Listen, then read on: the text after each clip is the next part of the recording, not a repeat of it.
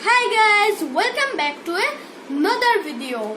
Today I will show you how to make Bangladesh flag by 3x3 Rubik's Cube.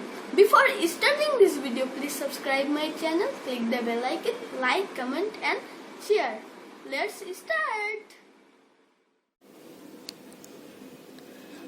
At first, we need to solve Rubik's Cube. Then we apply a trick. The trick is keeping the green color in front of.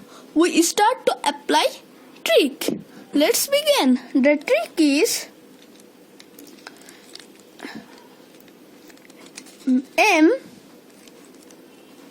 and M and M prime. Look, this is very easy. We make a Bangladesh flag, but it is not round, it is a square.